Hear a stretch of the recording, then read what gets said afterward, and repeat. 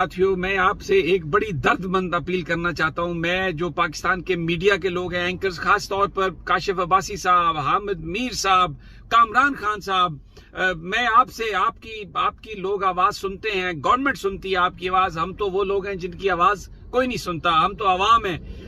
اس وقت جو آپریشن ہو رہا ہے یہاں پر لاہور میں چوک یتیم خانہ میں لوگوں کو اٹھانے کے لیے جو تحریک لبیک کے لوگ ہیں، بڑا ظلم ہو رہا ہے. یہاں پر گولیاں چل رہی ہیں ہر طرف اور ایک طوفان کا سا سما ہے. اس کی ضرورت نہیں تھی. وہ اپنے ہتے لوگ ہیں، وہ صرف وہاں پر بیٹھے ہیں.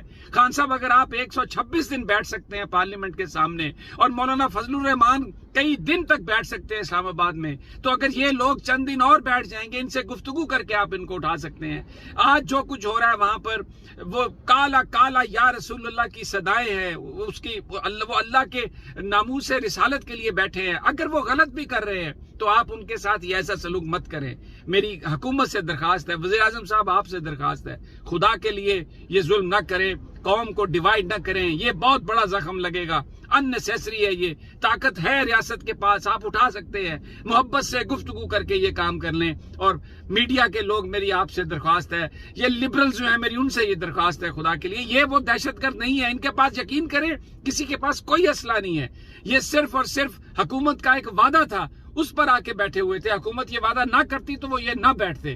میری درخواست ہے آپ سے، خدا کے لیے یہ بڑے بڑے اینکرز یہ بولیں، میڈیا اپنے لب کھولے، اس ظلم کو روکے. یہ ظلم ہے، یہ کوئی لا انفورسمنٹ نہیں ہے، یہ ظلم ہے، ظلم.